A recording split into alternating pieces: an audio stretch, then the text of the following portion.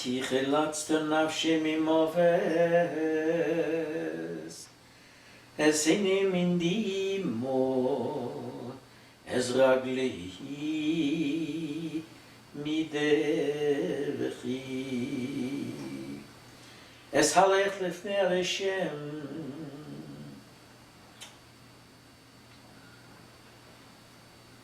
I have to stop.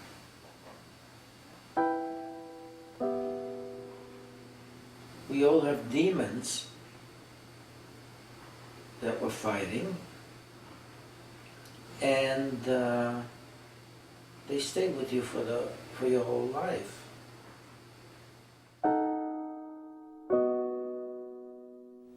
My father, my brother, and I were taken in one direction.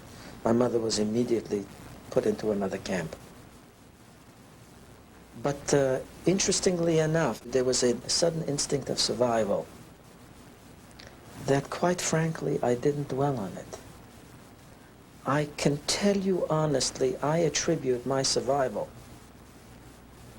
to this instinct, because I saw children just falling by the wayside, people dying. As a matter of fact, I trained myself to be very brutal, very cold, and oftentimes I have some. I guess I can't ask them to turn this off, can I? If you like. No, keep it running. It should be documented. I sometimes think I was made too inhuman, because I didn't care about anybody else.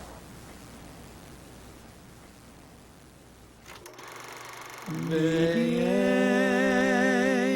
me'elit Yosher Oy mol magid pesha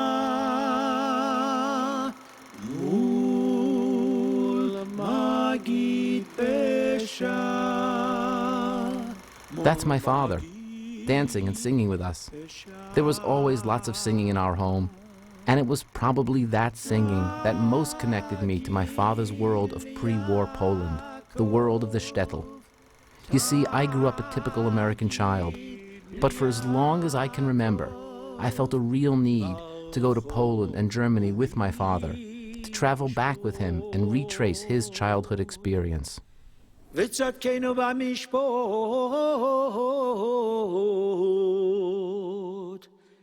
המלך המשפט.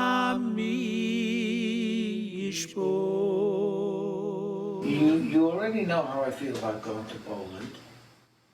He's always said, I'm never going back. I never want to set foot in Poland again. For me, it's one big graveyard. He had spoken for so many years about the fact that he never wanted to go back and that Poland was nothing but a huge basolum. I was worried about your father. I was afraid that he might have a heart attack there, to be honest.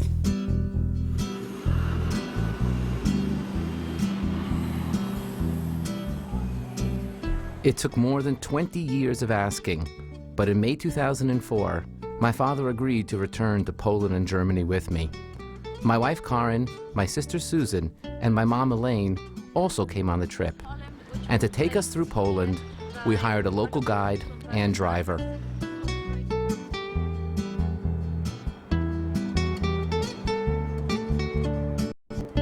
Although my father was born in the south of Poland, our trip began in Warsaw. We had scheduled a meeting with Anna Druzh of the Jewish Historical Institute of Poland. From information I provided Anna before the trip, she researched our family and the places where my father spent the war years. As a result, she was able to direct us to a number of local people who offered to help us find our way. It was a good start to the trip.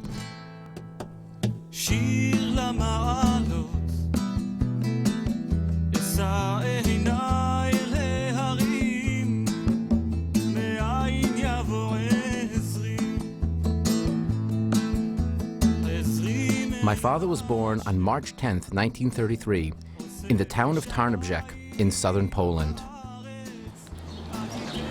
wearing dark glasses so no one will recognize me, Robbie.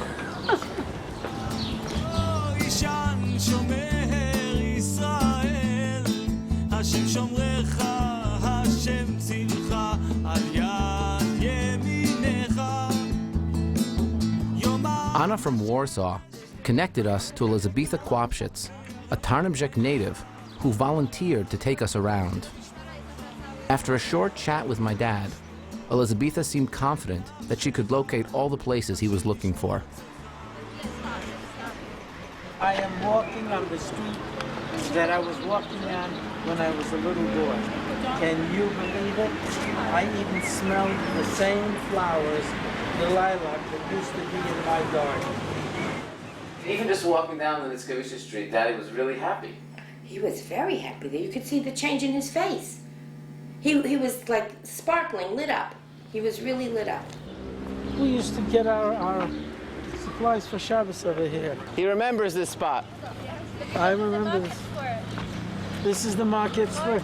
Every Wednesday, we came here to do our shopping, to get the live chickens. It's pedestrian area. This is the market. I recognize the This is the marketplace. This was a real. Did you ever hear me say Yeri? That's what I was talking about. Vendors everywhere, chickens, eggs, and butter, and everything else. The voiceover is going to be he comes to Poland and hits it off with the women. This is great. Why especially was this so great? Because as soon as we hit this market, Everything came back. I remember so many things. I have only very pleasant memories of Tarnobrzeg. I remember going to kindergarten. I remember being in a Purim play.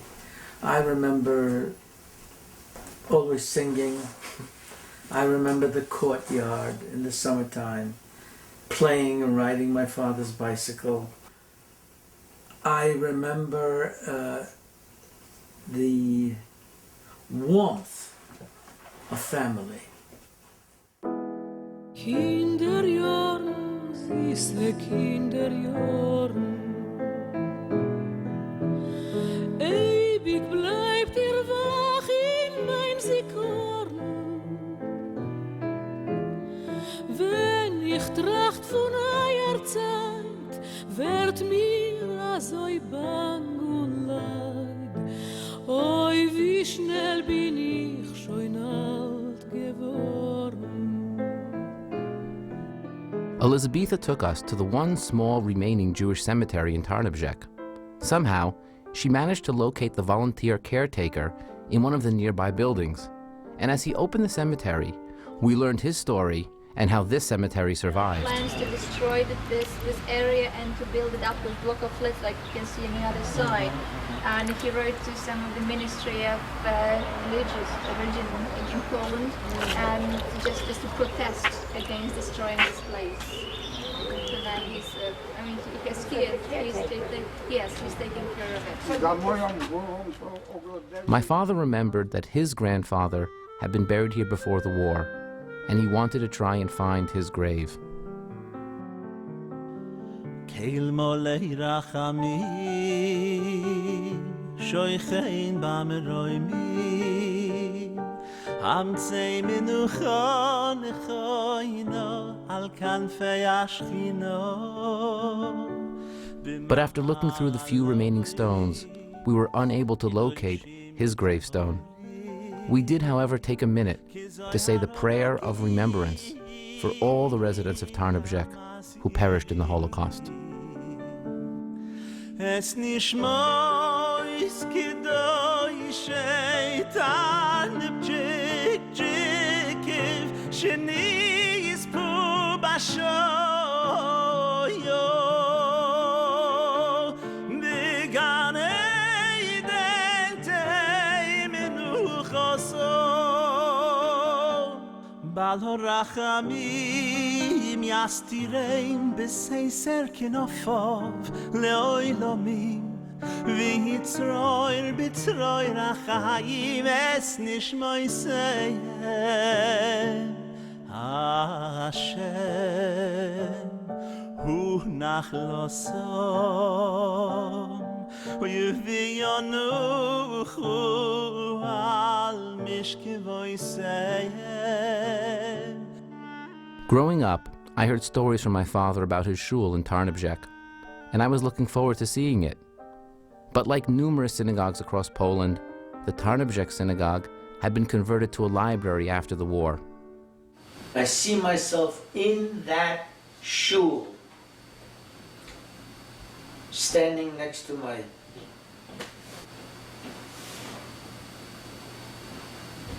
father, next to my Zaidi.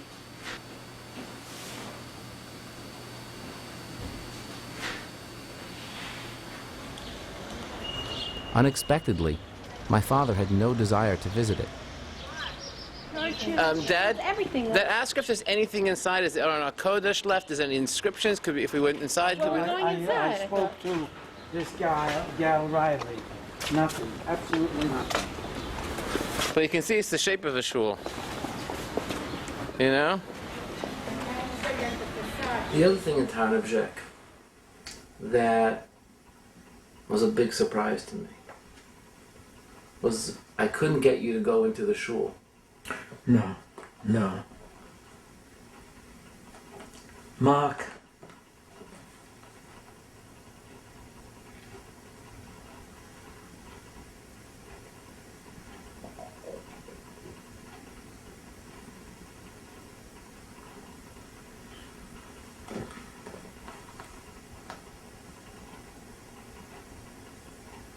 I would not allow that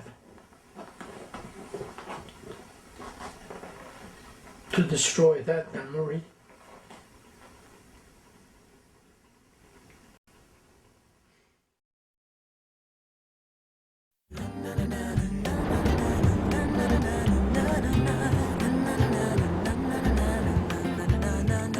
My father and his family fled Tarnobrzeg during the Nazi bombardment in the fall of 1939. For the next 3 years, they hid in a small rented house on the outskirts of the neighboring village of Kopshevnitsa. Earlier in the day, my dad had told Elizabetha how he crossed to Kopshevnitsa by boat during that bombardment, and she had the idea to do that same crossing today. We're not going over in the car. Well, you never know, Karen. He might have a way for doing it. Chitty chitty bang bang, I'm getting out. Getting a little worried. Oh, this is great. This is I'm great. getting out. I'm sitting on the outside. And I'm not trusting this ferry to take us across anything like that. I was very happy I got out of the bus and could actually feel the water and the coolness and the breeze of the water. Was it a barge like this? It was a boat like that.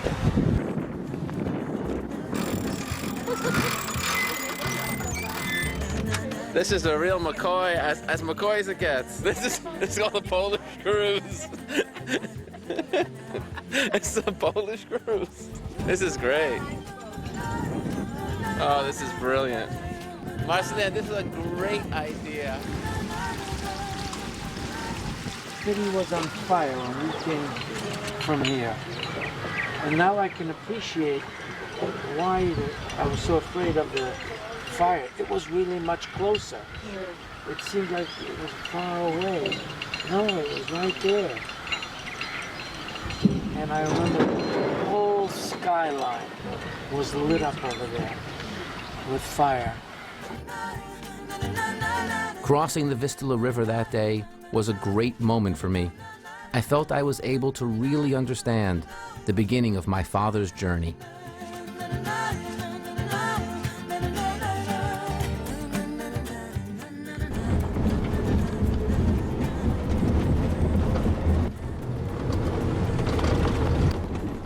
It's interesting. I don't have that much of a memory in Kopshevnitsa. It was it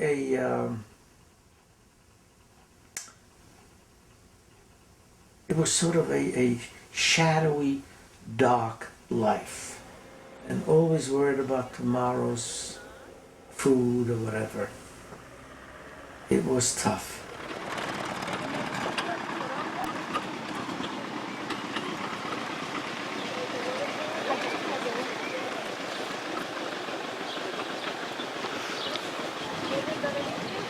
You think this is it? This is it. Do you remember the church in the distance? Yes, I do. That's the one. That's it. Very good. That's it. My dad recognized the area where he lived in Kopshevnitsa, but since his family spent most of their time at home avoiding being noticed, there wasn't much else he even thought to seek out here. We had found everything we hoped to in both Tarnobrzeg and Kopshevnitsa, and so we took Elizabetha back to her office, where we started the day. Elizabetha taking us across the Wisla River, that little boat, and taking us right to the very house. The fact that she was able to find where you... Well, I described it. But wow, I was pretty lucky. Right away. Yeah.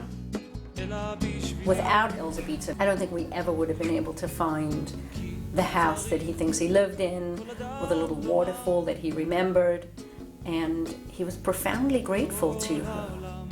Getting the flowers was just a gesture. It was his way of expressing his thanks to her. Out of nowhere, she volunteers to close down her travel agency for the day and take us around in an effort to help your father find something of his childhood. It was a remarkable gesture on her part. Please tell her beautiful flowers for beautiful soul. After our day with Elizabetha, I couldn't help but think how different my expectations of Poland were. My son began reaching a certain age where he was learning about what happened to the Jews.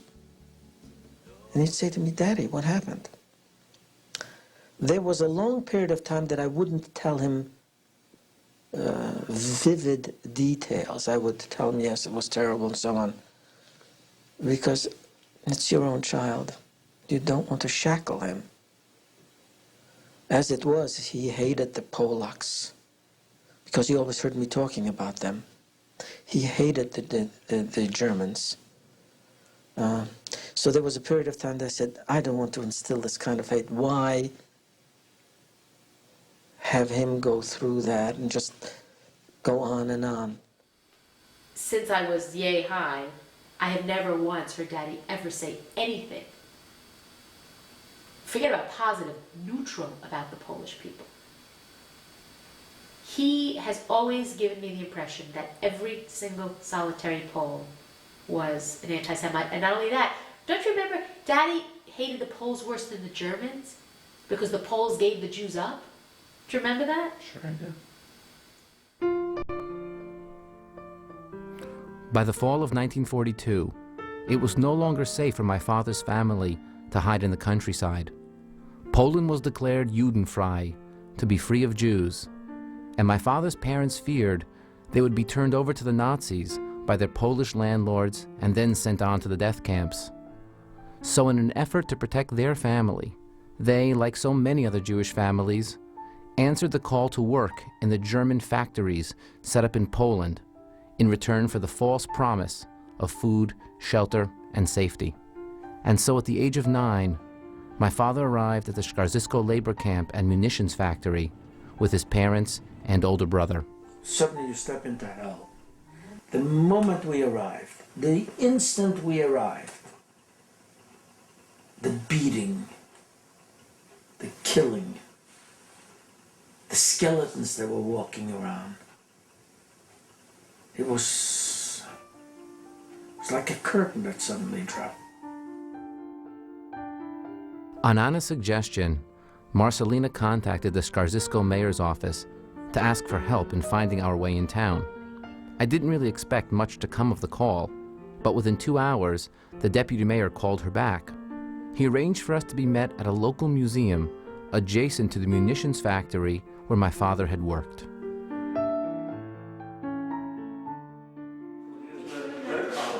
That's where I was. That's all the barracks, yes? Czyli służby budowlane. Czyli pan those were the uniforms. Lekarze to poziom.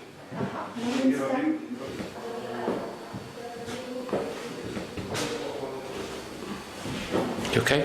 you. The mayor's office also arranged for the museum director, a lifetime native of Skarzysko, to personally show us around. The director took us to the area of the Jewish barracks where my father was interned, and we looked over the factory walls into the bullet workshops where my father had worked. It's the first time I have a chance to look From the outside. But most important to my father was finding the train depot and tracks where he was loaded onto the cattle cars. Fence and the same barbed wire, it's still from the war. Could we get out and walk here? Sure we can. We can get. the bridge. Well, we can stop after the bridge and we'll walk back.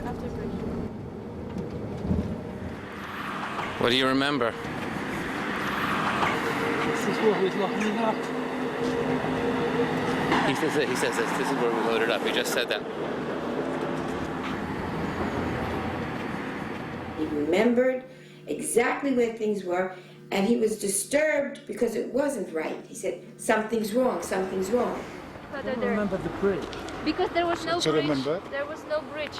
Ah. A nie, bryża to na naszym mostu nie było. Była droga. There was only road. There was no bridge. Okay, now I've got it. Good.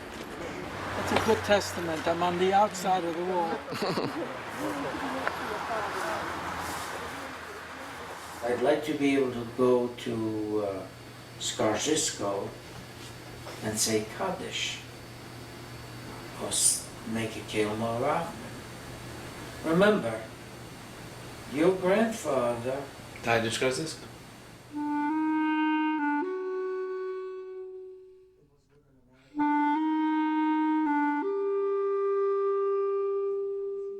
It was within a matter of months that my father became ill. Very high fever, that was one of the signs. You just touched someone and they were literally burning up. And he could not go to work. And generally, the word was, you've got to go to work, because if they find you in there. They had a sport. If someone became sick and they took him out, and he said, I'm all right, just I want to rest one day, they'd say, well, okay. See if you can run a straight line. And what they did, in his case, they took a bunch of people out. And they told them to run in a straight line, but they were firing bullets on either side of that line, so that if they couldn't hold the line. And that's what happened with my father.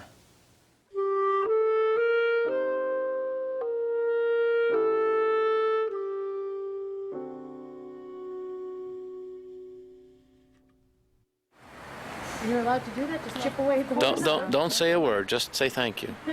The director used his pocket knife to carve out a piece of the factory wall, which he gave to my father as a memento of his return to Skarzysko. I thought he was such a wonderful person and a wonderful man. Once again, not Jewish, and a Polish person who all our lives we were taught not only to be wary of, but to dislike and disdain, proved everything wonderful in the human race. So every time when he meets such a person who was in a camp, it's very important for him. It was a dual connection, because his father was killed by the Nazis. His grandfather. His grandfather, right. His grandfather. So he felt a connection to me. And because his grandfather suffered, I felt a connection to him. And because he was so hospitable, and he was so open,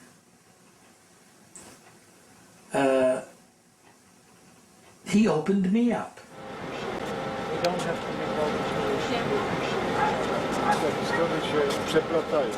Dokładnie właśnie pan to powiedział, że wszystko się płynie. Jeszcze raz panu bardzo dziękuję. Do widzenia. Dziękuję. Do widzenia paniom. Thank you. Thank you. Thank you.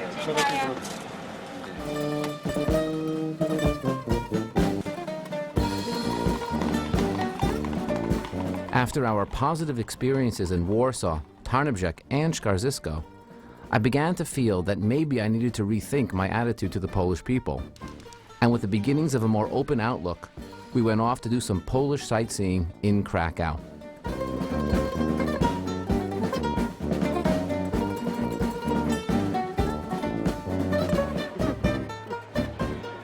That was a nice morning. It was a touristy morning. I did not feel as if I was there researching our heritage. I was a plain tourist. But visiting what was the Jewish district of Krakow made it difficult to maintain any sort of positive outlook. Try to picture what this was like 60 years ago. Oh, yeah.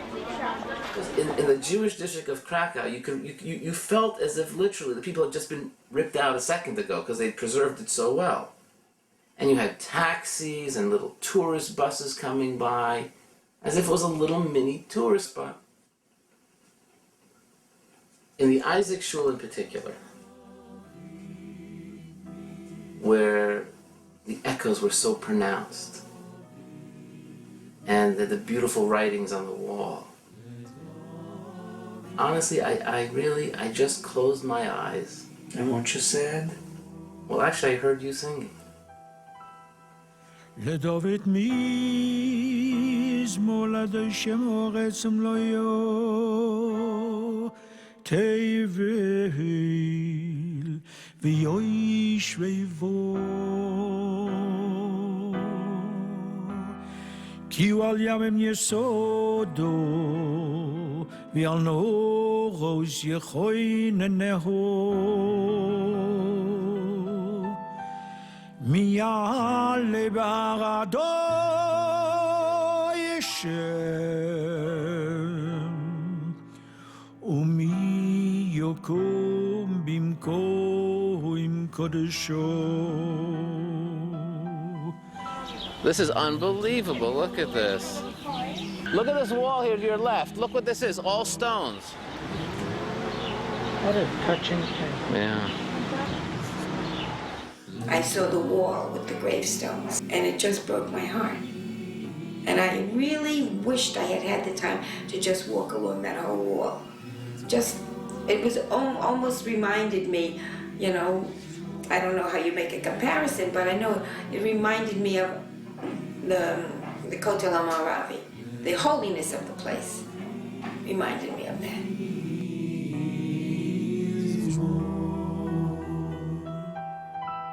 שיעור שיורם ראשיכם ובישראל ויבוא מלך הכבוד. מי הוא זה מלך הכבוד?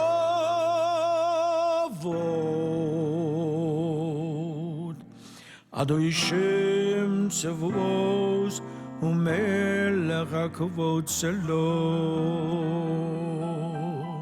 And finally, at the end, we went to see Chris Schwartz's photo exhibition. And I ended up feeling like a naive idiot. Here I am, celebrating openness, celebrating a sense of tolerance, celebrating an optimistic viewpoint of Poland and the Poles. Who cares that we met 3 or 4 or 5 nice people? Look at this destruction.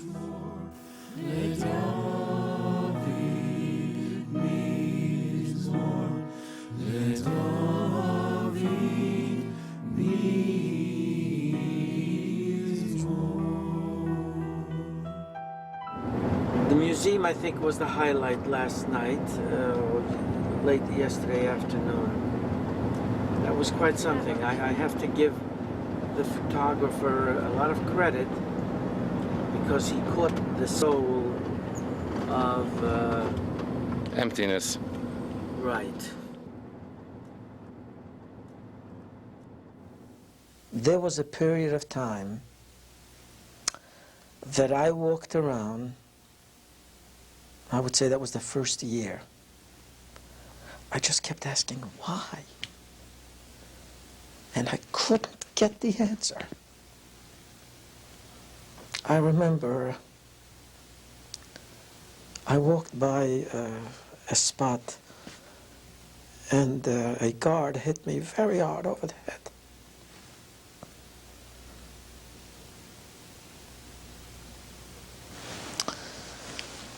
After I recovered, because he did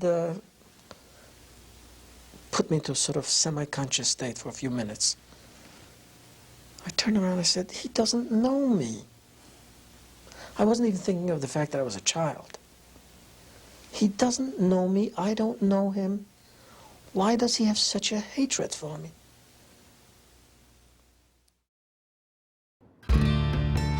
On our way back to Warsaw, we stopped to pay our respects at the most notorious Jewish landmark in Poland.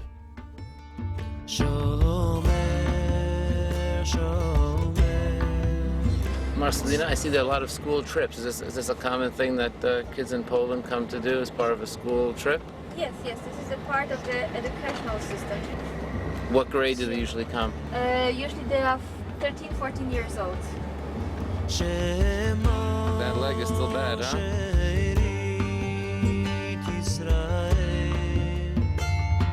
Auschwitz, they had prettied up. They had flowers, they had brick walks, they had little planters, they had trees. The barracks that they had left there were sad to go in and out of, but it was sort of like walking in and out of a museum quickly.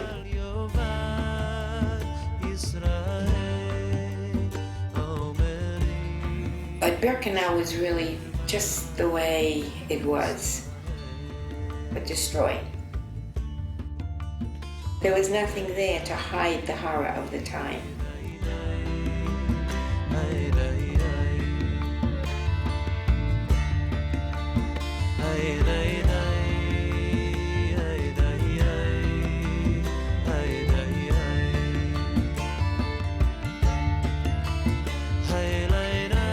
I couldn't walk in Birkenau. I took my shoes off because I felt I was walking on their ashes.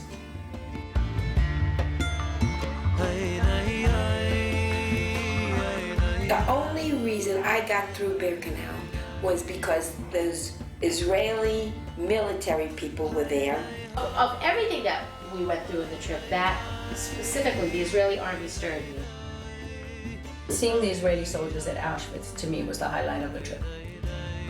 To see these soldiers walking around in their Israeli army uniform, representing the symbol of Jewish self-defense, the symbol of Jewish strength. To see them in that place, that incredible juxtaposition, it was an indescribable feeling.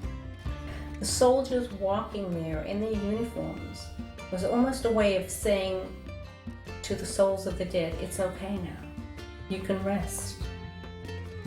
On the other hand, I also felt that the souls of the dead were crying, where were you?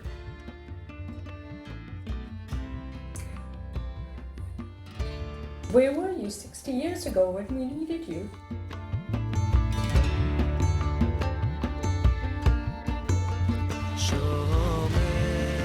אומרים, יש אלוהים בשמיים. אומרים, שליט הוא באוויר, ביבשה ובמים. אומרים, כל יכול הוא אמת. אומרים, סעד הוא לצדיקים, לחלשים. אך אני אומר לך, אלוהים, בעומדי כאן, על אלו הטביעים, כי לא אשכח ולא אסלח להם לגרמנים, אך גם איתך חשבון יש לי, אלוהים.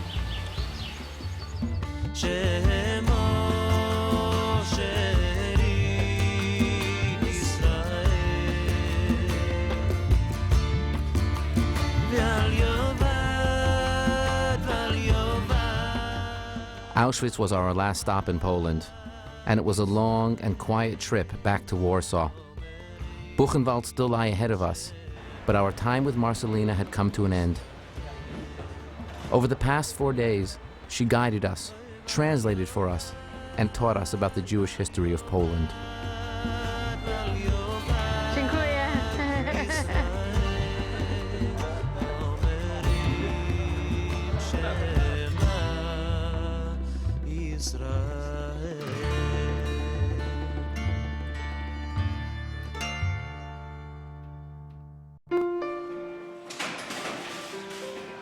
The next morning, we set out for Germany and the Buchenwald concentration camp, where my father spent the last 9 months of the war. As we left Poland, I couldn't help but think of how my father made this same trip 60 years ago, when he was transferred from Skarżysko to Buchenwald. For 3 days and 3 nights, in the broiling heat of late July, he was locked in a windowless boxcar with hundreds of other starving prisoners. There were no stops for food, water, or even a breath of fresh air.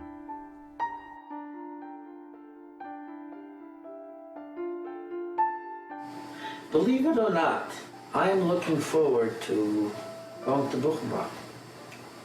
I want to put Poland behind me, and I want to put Germany behind me.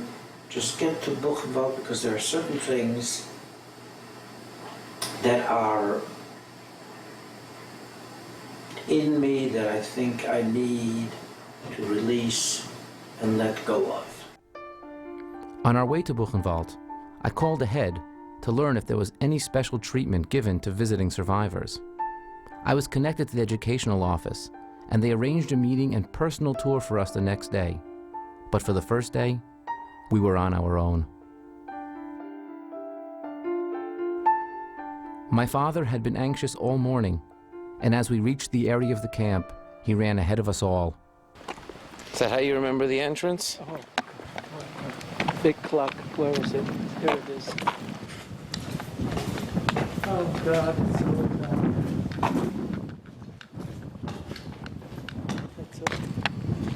This held thousands and thousands of prisoners.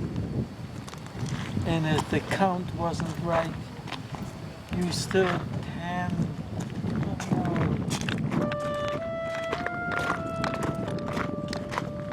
Oh yes! Oh yes!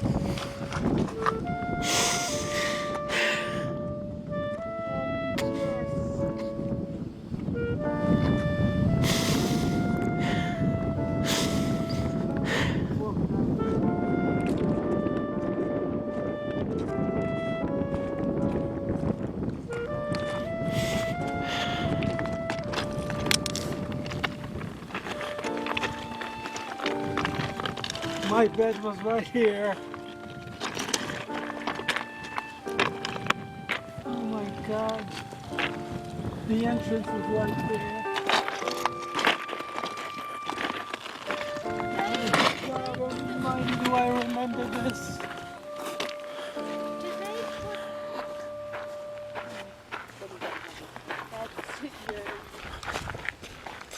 Oh, the hospital. The hospital. This is where I came injured. You know this shrapnel that I have? In your head? Yeah. Why would they have bothered you, bringing you to an infirmary, giving you access to a doctor? They gave, this was not the German Nazis. These were the German prisoners.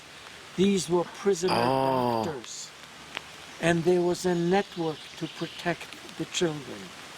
At the time, I really didn't know. So when I came with blood gushing out, and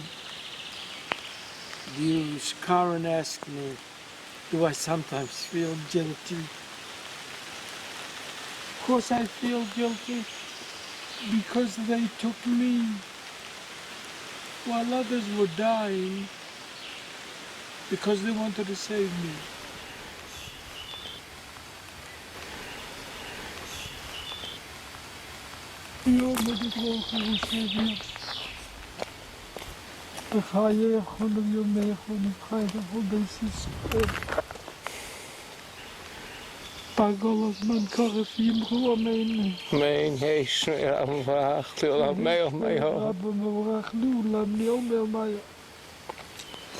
Yisborach v'yishtabach v'yispoar v'yishamar v'yisnasei v'yishadar v'yishaler v'yishalar shmei d'kutsho brich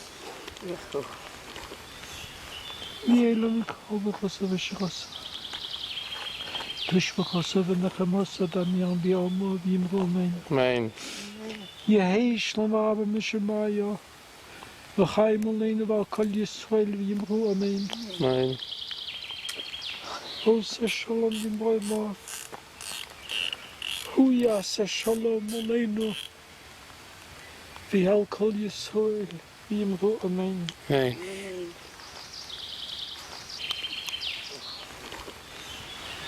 I feel now somewhat that I'm liberated. I'm back here with my wife and children. And fuck all of you guys. May you all rot in hell. And we Jews live on.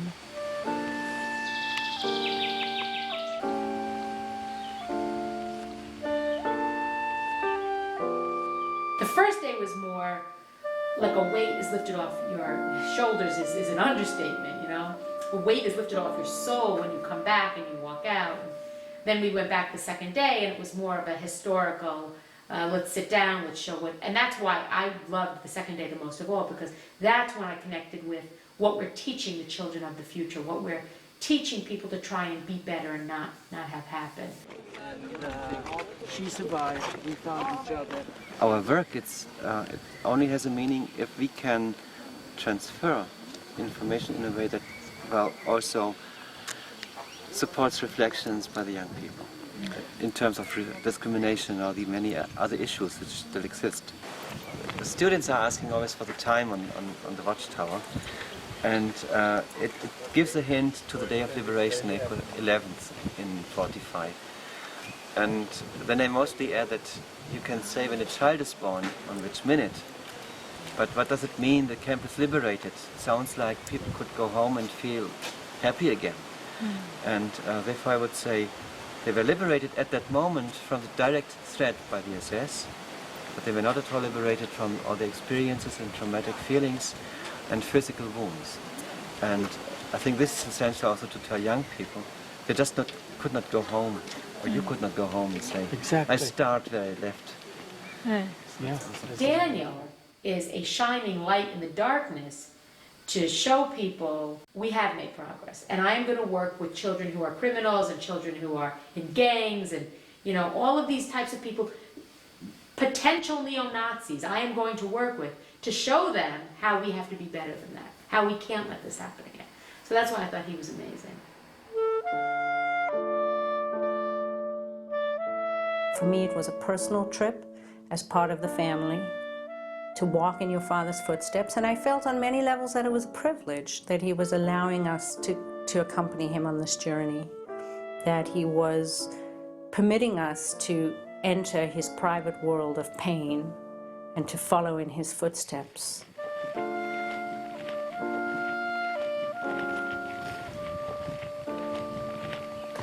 It's amazing, these fences look so much taller.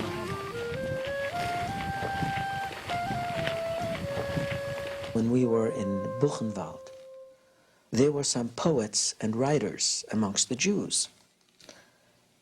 And they began writing songs for us. And we'd sing them. Es lachen, Avrem alle, es lachen. Es hat amol kommen die Zeit. Und die Zeit ist gekommen.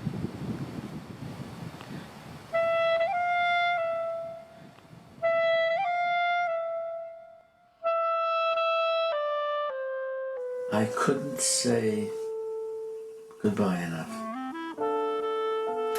This was the place I stepped out of hell. And the irony is that when we were liberated, and Uncle Paul and I decided we were going to go look for Mom, for my mother, there was no goodbye. There was no such thing as looking back and reflecting, wow, look what I'm stepping. I had to allow time and distance to really sink in for me to realize what I stepped away from. You never put it behind you.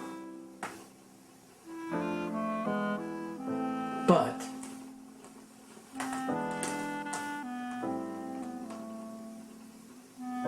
I'm finished with it, yes.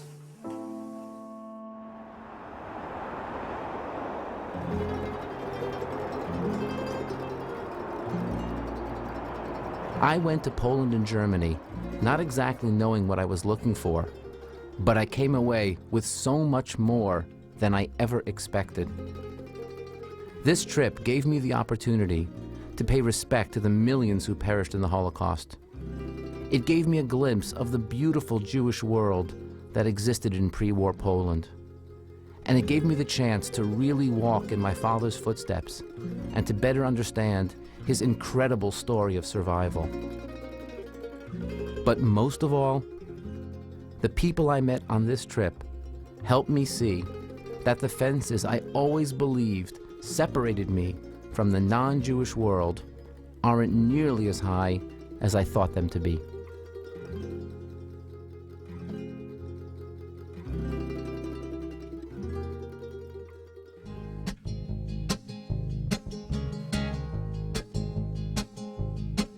לעניין התחזקות לבל ייפול אדם בדעתו מחמת ריבוי הפגמים והקלקולים שקלקל על ידי מעשיו ענה ואמר אם אתה מאמין שיכולים לקלקל תאמין שיכולים לתקן אם אתה מאמין שיכולים לקלקל תאמין שיכולים לתקן לעניין התחזקות לבל ייפול אדם בדעתו מחמת ריבוי הפגמים והקלקולים שקלקל על ידי מעשיו ענה ואמר אם אתה מאמין שיכולים לקלקל תאמין שיכולים לתקן אם אתה מאמין שיכולים לקלקל תאמין שיכולים לתקן אם אתה מאמין שיכולים לקלקל תאמין שיכולים לתקן אם אתה מאמין שיכולים לקלקל תאמין שיכולים לתקן בעניין התחזקות לבל ייפול אדם בדעתו מחמת ריבוי הפגמים והקלקולים שקלקל על ידי מעשיו ענה ואמר אם אתה מאמין שיכולים לקלקל תאמין שיכולים לתקן אם אתה מאמין שיכולים לקלקל תאמין שיכולים לתקן אם אתה מאמין שיכולים לקלקל תאמין שיכולים לתקן אם אתה מאמין שיכולים לקלקל אז תאמין שיכולים לתקן